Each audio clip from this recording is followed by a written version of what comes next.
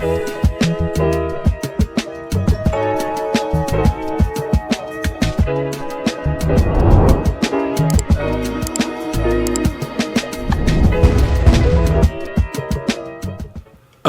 hey everybody, welcome to another episode of On the Wrist from Off the Cuff. Today, a really cool update for you guys from the brand Nivada Grenchen. Originally founded back in 1926 and revived later in 2018, the core idea was to respect as much as possible the original designs and stick to authentic specifications while offering affordable prices. Their goal was to really provide the Nivada and vintage watch aficionados really what they were asking for. And in terms of that, you know, we always love a good dive watch, some key characteristics in design language. When you're looking for a diver, of course, you're going to want water resistance, to some type of screw down crown. You want something that's tough, legible with a dive time bezel, and a diver's extension is always nice if on bracelet. This is their orange Depthmaster, which is a vintage inspired reissue of their classic orange Depthmaster. And this comes in for just under $1,000 at $995 direct. It has a 39 millimeter diameter, guys, and 100 atmospheres of water resistance. That is 1,000 meters.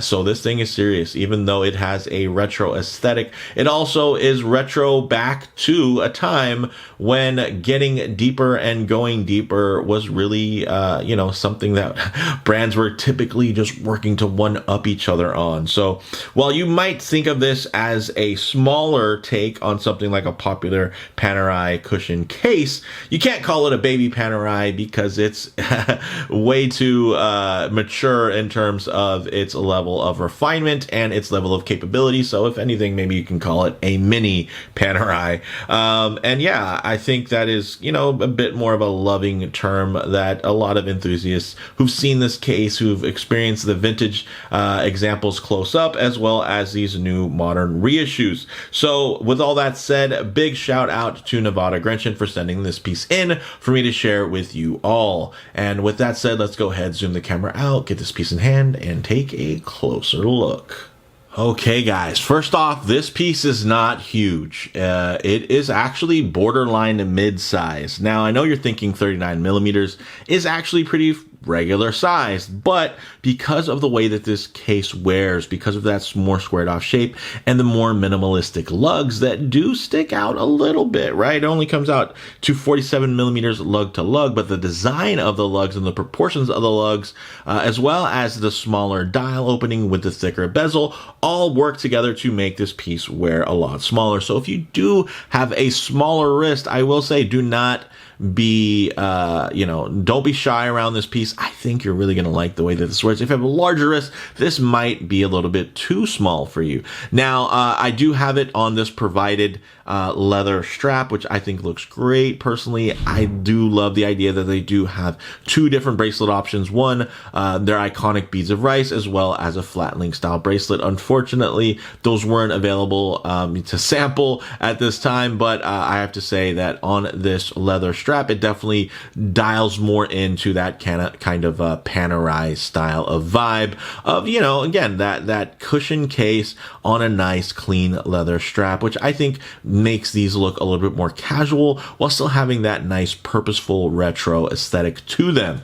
Now, getting into some of the other dimensions, so 39 millimeters in diameter, 12.9 millimeters thick, and you know what? That's actually pretty darn good considering that this thing has 1,000 meters of water resistance. Look at that integrated helium escape valve. So this is a very, although it is quite stout because it's smaller and a little bit thicker, it's not overly thick. I mean, this is 12.9. I mean, there's watches that have 200 meters of water resistance that are this thick, if not thicker. And then if we get into other complications like, mechanical chronographs and whatnot, they're going to be even thicker. So the fact is that this is well proportioned and it feels purposeful. Obviously the purpose wasn't to make it thin. The purpose was to make it robust in terms of its water resistant capabilities.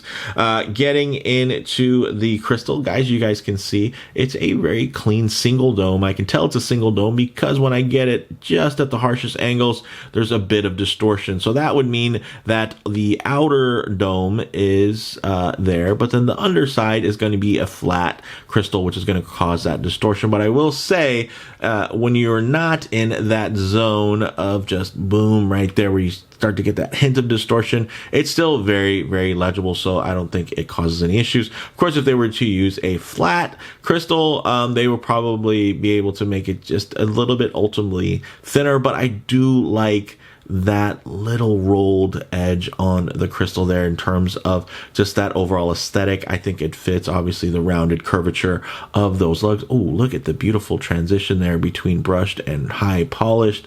Very, very clean. So I do, I think they made the right decision. I think this looks great. If it was a box dome, something like that, maybe stuck out a little bit more and then had a curved underside, for ultimate legibility, that could be something. But with how small this dial is, you wouldn't want to have any just regular distortion while you're looking at it straight on. So their choice to use a more subtle dome, I think, was very strategic and smart. So I probably wouldn't change that. Now, getting into this very cool bezel, 120 clicks, guys. Very nice. It's a little bit of maybe I could make it play a little bit, but not much. It has a great sound, whether it's fast or slow. Very consistent, not gritty, so it's a nice balance between having that tactile click as well as smooth operation that invites you to use it, versus sometimes, unfortunately, some of those more harsh clicks can actually make you not want to fidget with the bezel, even though they might feel very secure. Again, so it's a balance, and I think this has a nice balance, especially considering the style of watch. It's more retro. This isn't meant to be this contemporary, super ultra button down thing. It definitely has that personality aspect to it, especially with this orange dial, right? So behind the orange dial, you're going to have although you can't see it because but you can see this. Look at that. Really nicely done case back. So you do have a Soprod PO24, which essentially is going to be, a clone of the ETA 2824. So very popular, and these movements have been proven time and time again to be quite reliable choices. This would say probably be the third choice to something like a Sellita SW200, the Soprod. There have been some more experimental Soprods. This is not one of them. This is a pretty straightforward one. So this isn't one where they're adding too much on top that can unfortunately be a point of contention or a point of failure. So yeah, don't worry about the Soprod name in this case because it is a PO24. So you're getting that 38-hour power reserve and that 4 hertz or 28,800 vibration per hour beat rate. And you're getting this nice solid case back, which is beautifully stamped and very nicely etched there as well on the outer side. So very clean. You guys can see all the way through the lugs. This shape is just gorgeous, that cushion case. And, if it's not for you, that's fine. But, there are quite a few folks who love stuff like this and maybe haven't been able to partake in it just because of the sheer scale of a lot of the popular options within this space. So with that said, let's actually get this on the wrist and see how it wears. Okay, guys, as you can see on my 7.5 inch wrist, this thing wears gorgeous. Of course, if I get my wrist a bit too close to the camera lens, it's going to be distorting your perspective and it's going to appear a bit larger than it actually is. But let's check out this clasp. Look at that pin buckle, beautifully done. Great beveling and satinization. This totally reminds me of the OEM IWC clasps and buckles, which you're starting to see more and more in the aftermarket, but I think Nivada does a fantastic job rendering this beautiful style. You can even see these on factory Tropic straps, in terms of, again, this style, having the beautiful faceting there and just a very fine execution, fully milled. But man, so what I like to do is actually to keep the proportions, or at least the visual proportion, the visual weight a little bit more dialed in on these videos is I'll keep my wrist nice and low and then just zoom in a bit, tighten the frame up so you guys can get a bit of a truer aspect ratio as to how this might lay on your own wrist. So you guys can see it is beautifully centered. Some might even say it looks a touch small. Of course, it's really easy to make everything look great on camera because when you don't have the whole, human form behind it. And I do have a slightly larger wrist at 7.5 inches, but you can see it's quite tall and round, so it's not just flat, wide, and accommodating. So, even if you have a smaller wrist, it actually might render similar to this on your wrist because my wrist across the top isn't super wide. But man, this thing looks good. And I will say, when I have the context of the full human form, when I'm looking at it in a mirror or looking down on it, not through a viewfinder, it does wear on the smaller side. So if you do have a smaller wrist, this could be the look that you're going for. And you have a larger wrist, maybe it might be too small, or maybe you're looking for a small, like dressier kind of way to wear something like this. Maybe you want to put it on a crocodile strap and really wear this as your dress watch because you're just so much of a hardcore enthusiast. I could also see that use case coming as well. But I think the probably best place is if you look at it on my wrist on that side profile, that cushion case, those high polished sides there, they really do help blend away a lot of that thickness, and you can just focus on how thin and beautiful that bezel grip is. And it does have a nice little elevation in terms of ergonomics. I think looks very quite handsome physically as well. Look at that. I like that angle. Of course, if we get into another favorite angle, here we go. Ooh. Look at that. Again, it helps melt away that thickness. And it's not even that thick. At 12.9 or about 13 millimeters, that's still not super thick, especially considering that this has 1,000 meters of water resistance.